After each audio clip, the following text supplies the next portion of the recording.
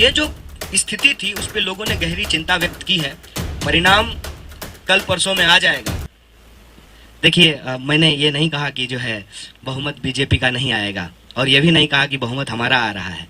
हमने गुजरात चुनाव के अंदर जो भारत जोड़ो यात्रा की भावना थी वो कैसे गुजरात चुनाव से जुड़ी हुई थी, गुजरात के लोगों की भावना भारत जोड़ो यात्रा से कैसे जुड़ी हुई थी, ये बताया। और दूसरी बात कि चुनाव के दौरान हमने क्या ऑब्जर्व किया, हमने ये ऑब्जर्व किया कि हमारी लोकतांत्रिक संस्थाओं को पंगु बनाया जा रहा है और गुजरात के आम लोगों के सवाल को चुनावी चर्चा से गायब कर दिया गया है। हमने कहा कि 22 बार प्रश्न पत्र लीक हुए और मोरबी में जो है पुल गिरा, घड़ी बनाने वाली कंपनी को पुल बनाने का ठेका दिया गया, चौकीदार को जेल में डाल दिया गया और चोर को भगा दिया गया। ये सवाल राजनीतिक विमर्श से गायब कर दिए गए। हमने ये बात कही, अगर आप जीतने को ही मानते हैं कि हर चीज का आधार है और कोई अगर चुनाव जीत गया है तो वह पूरी तरह से सही है, तो मैं समझता हूं कि ये सही और गलत का देखने का सही नजरिया नहीं है। कई बार गलत करते हुए भी लोग जीत जाते हैं, लेकिन अंततः जो है ना सही पे आना पड़ता है।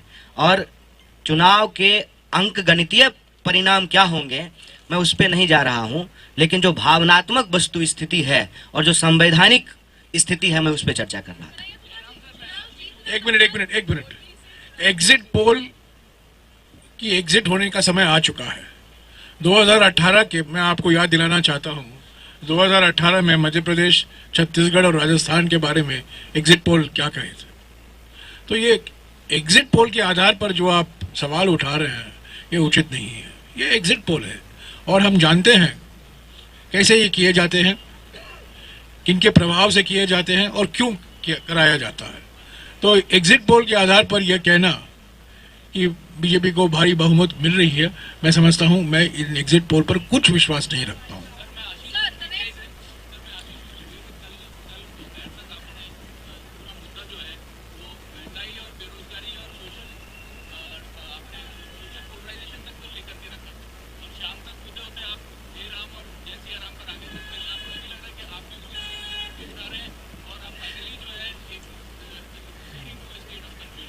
सर, सबसे पहली बात तो ये कि हे राम, जय सिया राम, जय श्री राम, ये इस देश के अंदर सालों से होता आया है। ऐसा नहीं है कि हम आज शुरू कर दिए हैं। रही बात भारत जोड़ो यात्रा के दौरान की जाने वाली बातों का, जब आप बातचीत करते हैं तो इसके कई संदर्भ होते हैं। लोग आते हैं, हमने जैसा कि आपको कहा कि भारत जोड़ो यात्रा के मूल उद्देश्यों में से एक उद्देश्य ये भी है कि हम अपने मन की बात सिर्फ नहीं करना चाहते, हम लोगों के मन की बात सुनना चाहते हैं। तो जब आप लोगों से बातचीत करते हैं, चर्चा करते हैं, तो जो देश में चीजें चल रही है उसके बारे में लोग बात करते हैं, आप भी उसको रिस्पॉन्ड करते हैं। लेकिन आप मुझे बताइए कि क्या ये भारत जोड़ो यात्रा का मूल उद्देश्य है? अगर ऐसा होता तो कितने पोस्टर लगे हुए हैं मुझे बता दीजिए, कितने जो है हमने पैम्फलेट लिखे हैं, कितना हमने प्रेस कॉन्फ्रेंस किया है, कितने जो हमने पर्चे निकाले हैं जिसमें हम इस पे बात कर रहे हैं। देखिए, हम इस तरह की चर्चा से ऐसा नहीं है कि भाग रहे हैं या हम करना नहीं चाहते हैं।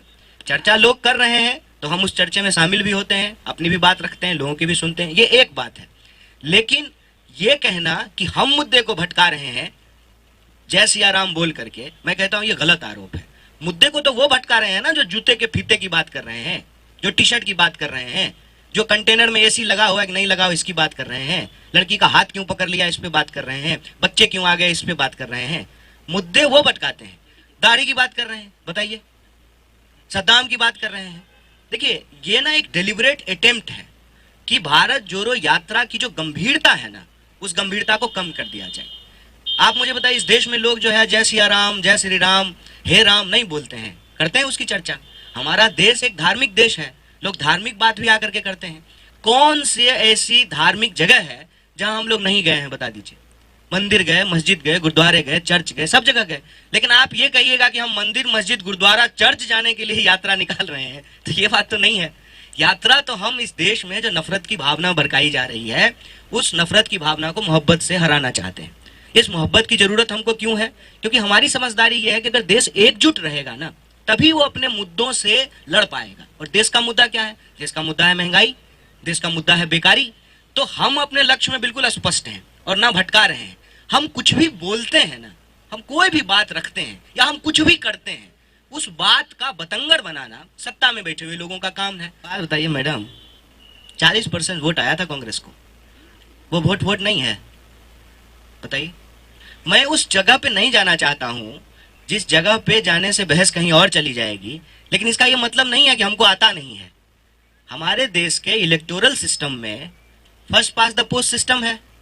60% वोट जो है वो अगेंस्ट में जाता है, 40% में जो है सरकार बनती है।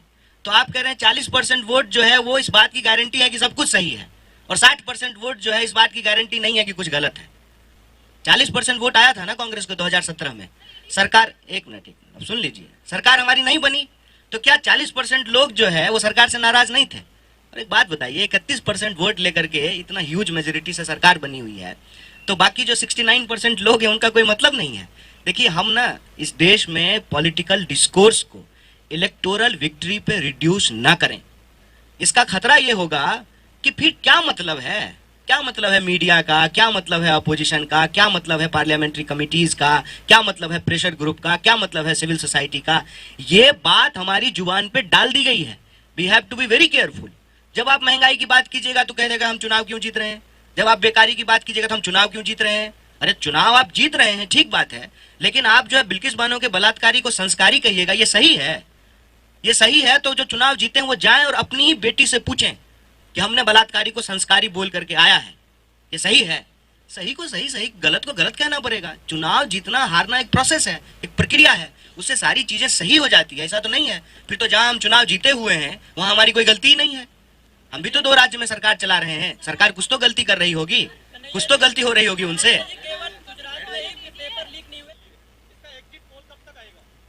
देखिए, सर ने कह दिया कि एग्जिट पोल जो है वो एक बहुत बड़ा धोखा है, और इस यात्रा का उद्देश्य जो है वो धोखाधड़ी करना नहीं है लोगों से, इसीलिए इसका कोई एग्जिट पोल नहीं आएगा। मैं बार बार कहता हूं, इस यात्रा का उद्देश्य इलेक्शन नहीं, इमोशन है।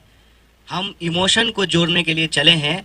इलेक्शन अपने आप, उसका अगर प्रोसेस ठीक रहेगा, उसकी प्रक्रियाएं ठीक रहेगी, संस्थाएं ठीक से काम करती रहेगी, तो इलेक्टोरल रिजल्ट भी उसके अपने आप आ जाएंगे। मनीष जी, जयराम जी ने कहा कि हम गुजरात चुनाव से होकर के आए हैं, और इस संबंध में भी एक बात मैं आपसे साझा करना चाहता हूं। बार बार भाजपा ने अपने कैंपेन में कहा कि राहुल जी नहीं आए हैं चुनाव प्रचार करने के लिए गुजरात। बार बार ये कहा गया कि चुनाव हो रहा है गुजरात में, तो भारत जोड़ो यात्रा गुजरात क्यों नहीं जा रही है।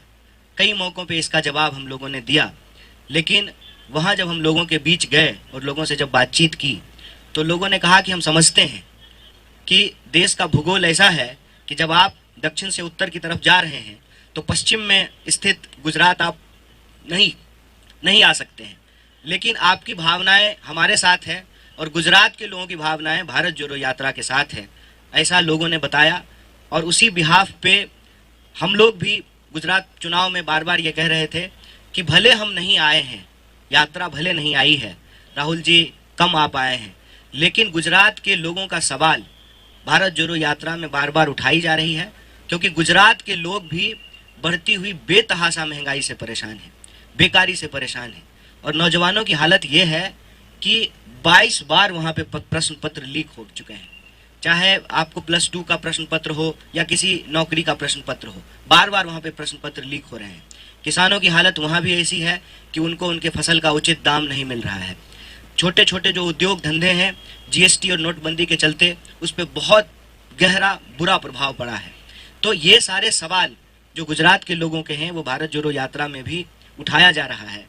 एक खास बात वहाँ के चुनाव को लेकर के जो मैं आप सबसे साझा करना चाहता हूँ, हमने गुजरात चुनाव में इस बार वो होते हुए देखा जो शायद इस देश के लोकतंत्र के इतिहास में कभी नहीं हुआ हो। हमने ये देखा कि जिनके ऊपर ये जिम्मेवारी है कि वो कानून और व्यवस्था की रक्षा करेंगे, वो खुलेआम चुनावी मंचों से गुंडागर्दी की भाषा बोल रहे थे, देश के लोगों को डराने की भाषा बोल रहे थे, गुजरात के लोगों को आपस में लड़ाने की भाषा बोल रहे थे। जो उनका जख्म है उसको कुरेद कर उसके ऊपर नमक छिड़कने का काम कर रहे थे, और ये बहुत दुखदाई था। और हमने ये भी देखा कि किस तरीके से संस्थाओं को पंगु बना दिया गया है। आप देखिए, मैं एक उदाहरण आपको देता हूं कि जब भारत जोड़ो यात्रा में बच्चे आ रहे हैं, जुड़ रहे हैं, तो हमारे खिलाफ कंप्लेन किया गया। और आप गुजरात चुनाव को जब ध्यान से देखेंगे, प्रधानमंत्री स्वयं बैठ करके एक बच्चे से जो है चुनाव प्रचार करवा रहे थे। और मैंने अपनी आंखों से अहमदाबाद में रोड शो देखा माननीय प्रधानमंत्री जी का। उस रोड शो में स्कूल के बच्चे स्कूल का ड्रेस पहने हुए हैं, उसके साथ जो है उनके शिक्षक भी खड़े हैं। उनको ये कहा गया कि आपको भीड़ जुटाना है, आपको भीड़ लेकर के आनी है। तो ये जो दोहरा रवैया है कि हमारे कार्यक्रम में बच्चों के माँ बाप अपने बच्चों को लेकर के आ रहे हैं, तब आप हमसे सवाल पूछ रहे हैं, हमारे खिलाफ कंप्लेन कर रहे हैं। और चुनाव प्रचार के दौरान खुलेआम जो लोग सत्ता पे बैठे हुए हैं उनके द्वारा बच्चों का इस्तेमाल किया जा रहा है, उस पर कोई कार्रवाई नहीं हो रही है।